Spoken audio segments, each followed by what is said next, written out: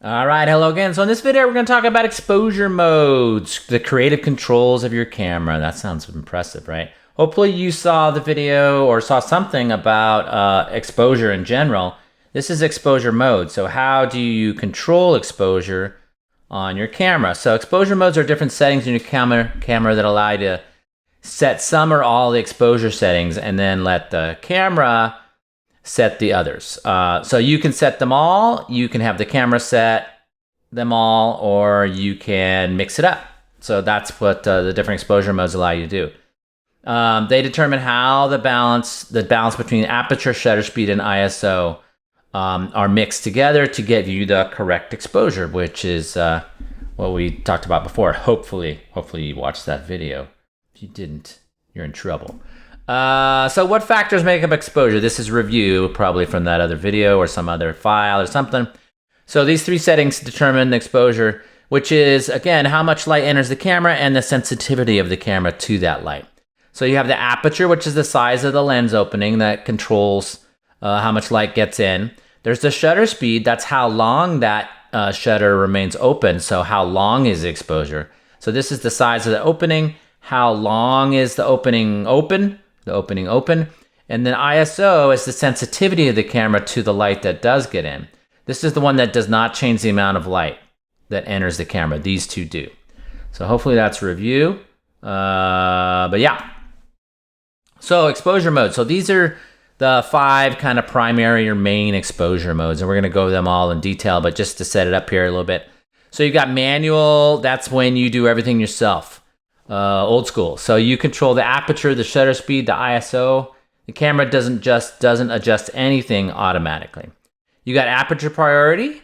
That is, and it depends which kind of camera you're on, whether it's A or AV. You'll see that as far as the mode dial. We'll see that in a second. But with aperture priority, you select the aperture, and the camera selects the shutter speed. You can also control the ISO in that one. Shutter priority, so that means shutter aperture is the most important to you. Shutter priority is the opposite. You set the shutter speed, and the camera adjusts the aperture to give you the correct exposure. You can still set the ISO manually or leave it on auto. You can also leave it on auto here, or set it manually. Program chooses both the aperture and the shutter speed, but you can still adjust ISO and exposure compensation. So ISO, again, is the sensitivity of the camera. The exposure compensation is you're going to make the image brighter or darker. You're going to say that the camera is not smart enough and it's not giving you the exposure you want. So you can make it brighter or darker. That's exposure compensation. There's a separate video for that. This program mode is more automated, but you still do have some input. You can still change things.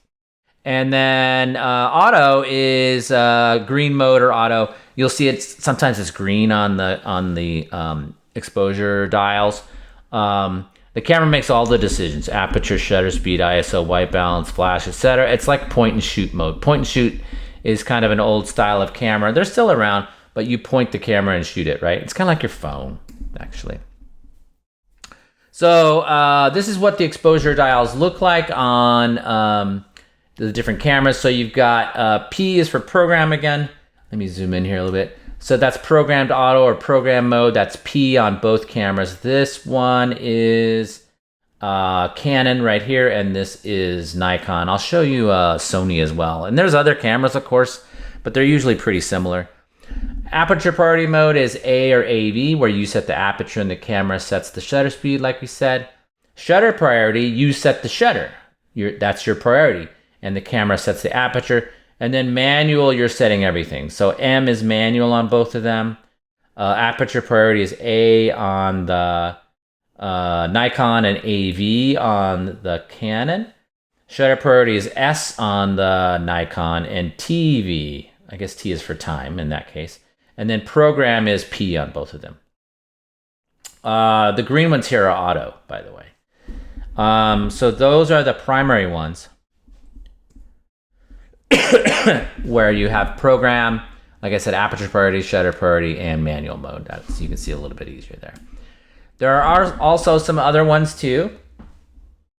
There are some cameras have And this changes depending on the brand. They have scene modes. So those are sort of pre-programmed modes like portrait, landscape, sports, night photography, night portrait, things like that. And they are made for specific types of photography. You can do these settings yourself, but it's sort of like a way to, to kind of help you, like you're doing sports. You're like, what should my settings be? So you can put it on sports, for example, and it will use a fast shutter speed, things like that. There's also what's called bulb mode, which basically leaves the shutter open as long as you hold the shutter open. So that's for really long exposures. You might see that for like things like astrophotography or night photography stuff. And then there's other ones too, like Canon, some of them anyway, have a creative filters mode where you can add filters and styles to images like black and white, grainy black and white. I wouldn't recommend using those because you can do a better job with that kind of thing with Photoshop or other software. But here's a summary of some of those modes. So you've got night mode, or night portrait mode, which is a flash and a slow shutter speed so that you can see the person, right, with the flash, and then the slow shutter speed will try to get some of the ambient light in. Then you've got a macro mode, which a lot of cameras have. That's for close-up photography. Macro means close-up. It sets a wide aperture to blur backgrounds sometimes. Different cameras do different things on these modes, by the way, so don't take this as gospel or anything. And then you've got sports mode, where it sets a fast shutter speed to freeze action, and you can control flash as well. That's not really a mode, but that's just turning the flash on and off. Then you've got full auto, which, like I said, often is green, and that's where the camera is setting everything. So it's kind of the dumbed down, point and shoot kind of mode.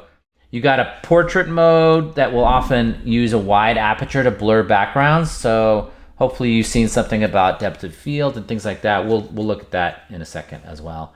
But that's portrait mode. And then you got landscape mode, which might use a small aperture to maximize the depth of field and make the image sharp, and turn off the flash because the flash is not going to light up a mountain that's like 10 miles away unless you have a really special flash.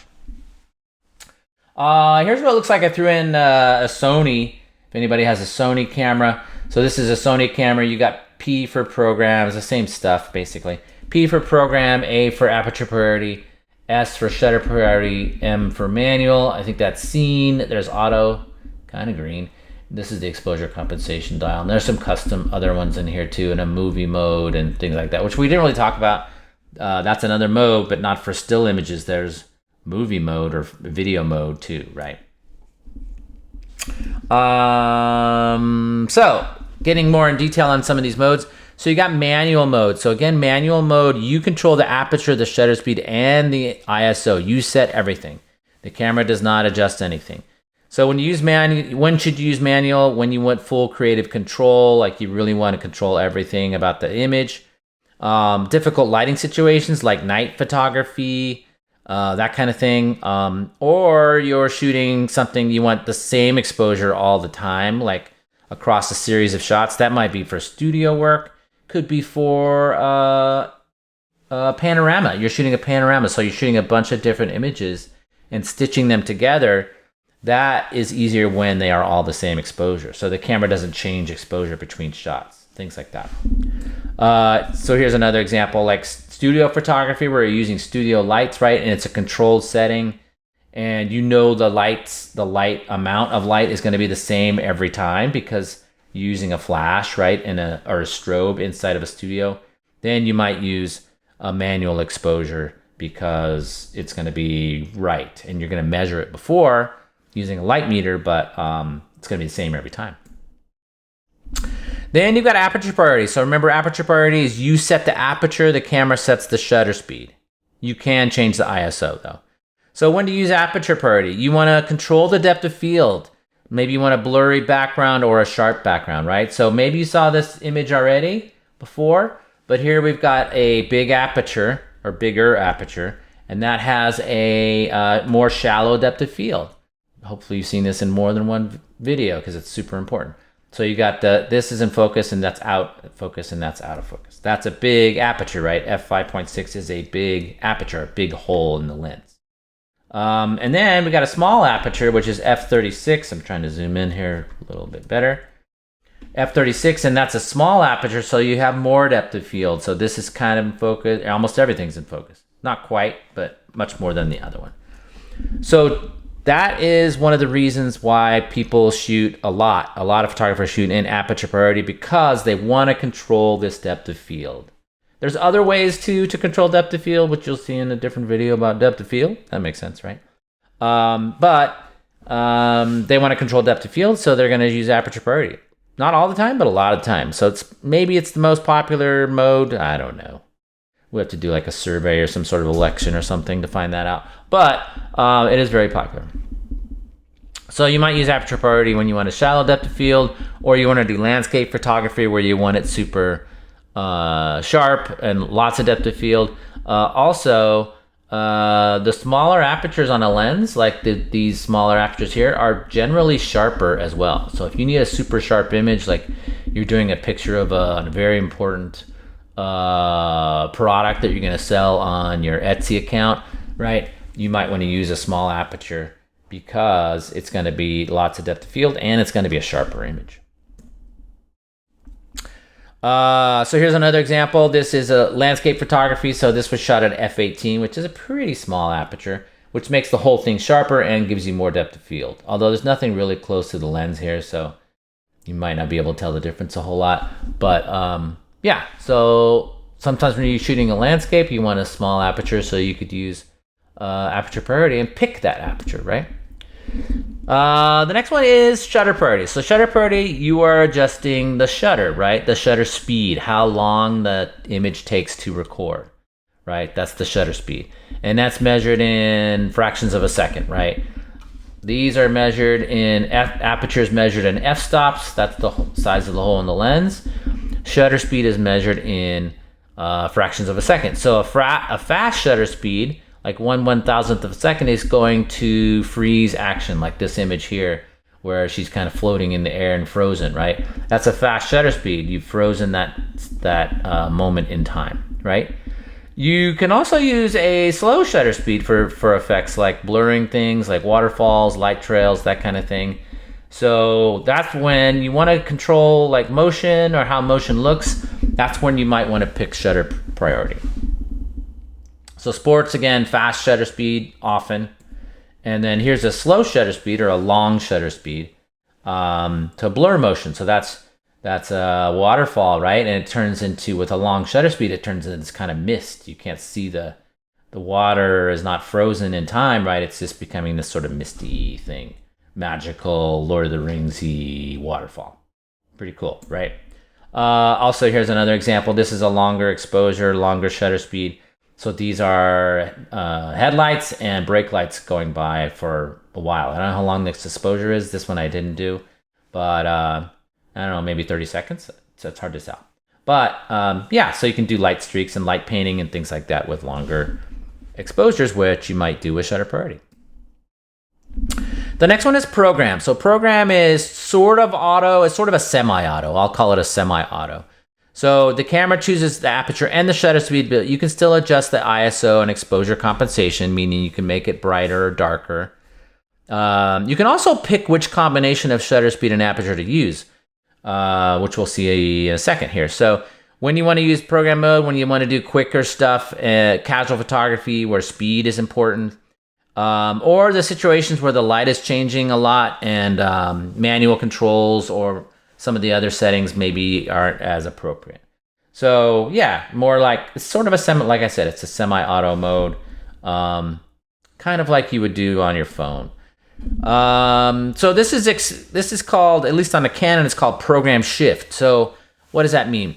You can, when you're setting a program, the camera is setting the aperture and the shutter, but you can change that combination, right? Hopefully you remember from the exposure video and slides, that there's more than one combination of aperture and shutter that are correct.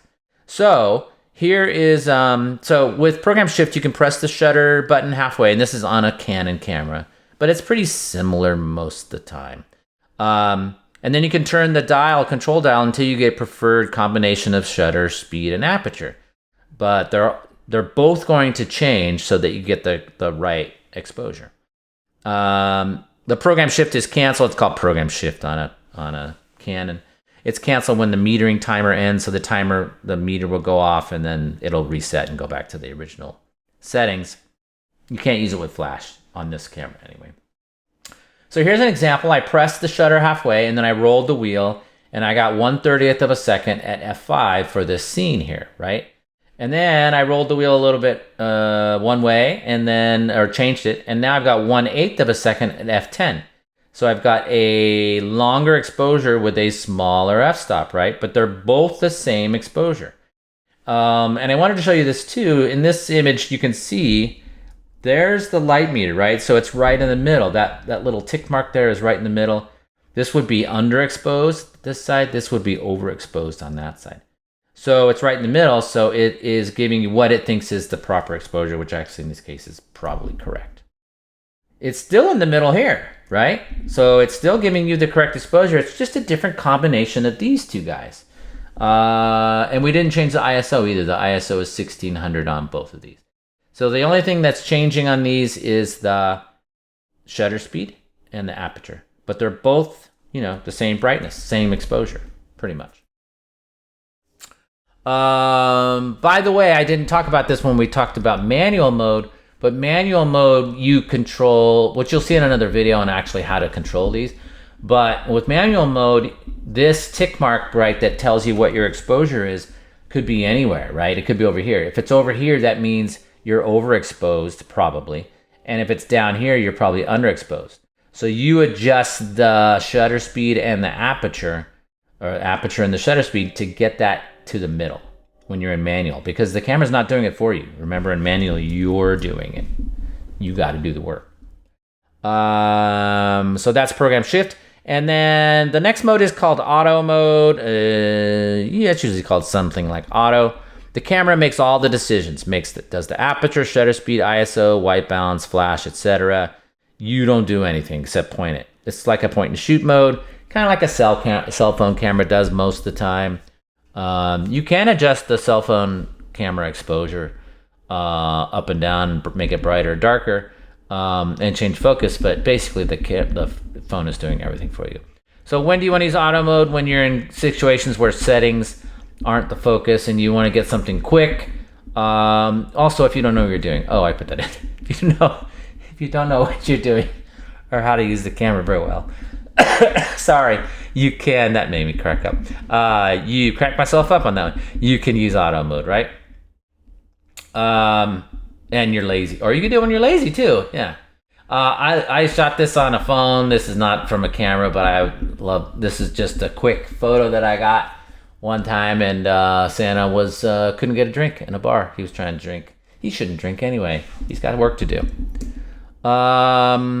So the difference between P and auto, because they kind of sound the same, right? So in auto mode, everything is kind of set for you. The autofocus, AF is autofocus method, and the metering mode, how the light is measured, are all set automatically, so you can't mess it up, basically. It's like dummy mode. And then in P mode or program mode, like we said, you can adjust the autofocus method, you can change the metering mode, other things like that. It's just giving you kind of a head start on the settings. So, and I don't think that's really Santa. So that is it for exposure modes. Hopefully that helped a little bit, and I will talk to you again later.